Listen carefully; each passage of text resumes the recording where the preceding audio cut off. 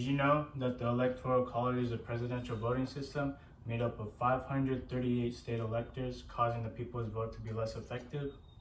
My purpose today is to inform you about some of the arguments associated with abolishing the U.S. Electoral College. Because I am concerned about why people want to keep voting this way, I've conducted some research on why it is okay to abolish this way of electing future presidents. By listening, you will be able to gain the information to assist your own decision on whether or not to support the abolishment of the U.S. Electoral College. I'll begin by discussing the reasons of how the original foundation for the Electoral College is no longer relevant, and conclude with the Electoral College neglects the will of our country's citizens.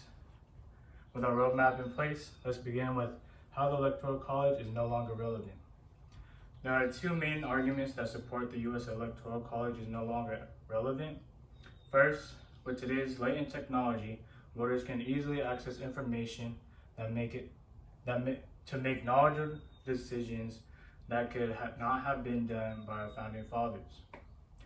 According to the article, the Electoral College Top 3 Pros and Cons of ProCon 2017 argues, unquote, Alexander Hamilton in 1788 saw the electors as being free from sinister and bias. With new members of the Electoral College, they are selected by political parties and are expected to vote under party guidelines regardless of their personal opinions of the candidates. Second, several voting laws have limited direct democracy within the Constitution. This has modified or disposed throughout history. According to the article, the Electoral College Top 3 Pros and Cons, ProCon 2017 states that, end quote, as a result of the constitutional amendments, women and former slaves were given the right to vote. This translates to our senators because once appointed by legislators, they are now elected by popular vote. These procedures were adjusted to mirror the reality of the future elections. Now that we covered the main point on why the Electoral College is no longer relevant, let's move on to understanding why the Electoral College ignores the power of the people. Here there are two main arguments that support the Electoral College neglects the will of the people. First, this is a vast population of over 300 million people within the United States, but only 538 selected electors decide who will become the next president. According to the article, the Electoral College Top 3 Pros and Cons, ProCon 2017 states, end quote, in 2016, Hillary Clinton won a popular vote by more than 1 million votes, end quote. If the general public was to finalize the decision of who became president in this statement, Hillary Clinton would have won. She lost the entitlement to Donald Trump due to the election by the electoral votes. Second, the opinion of the general public should matter.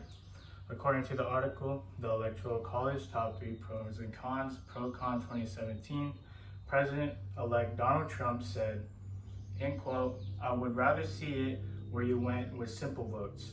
You know, where you get 100 million votes and somebody gets 90 million votes and you win, end quote. Coming from someone who benefited in the decision of the Electoral College, is showing transparency of the two parties. Even President Trump believes the president should be chosen by the popular vote. In conclusion to why the U.S. Electoral College should be abolished, let's review what we learned today. To summarize, the Electoral College demonstrated no further relevance. With today's latent technology, voters are able to foresee how voting would take place in modern times versus the older times and more traditional times. By having quick and easy access to information of a candidate, we also learned that several voting laws have limited democracy within the Constitution. On the other hand, we have learned how the Electoral College ignores the will of the people. We've covered how only a select majority of our vast general population have a say in who is elected to become the next president. Lastly, we learned why our voice matters and when it comes to deciding who will become president. From what you've heard and by understanding the topic, you're now able to utilize this information to assist in your own decision on whether or not to support the abolishment of the Electoral College.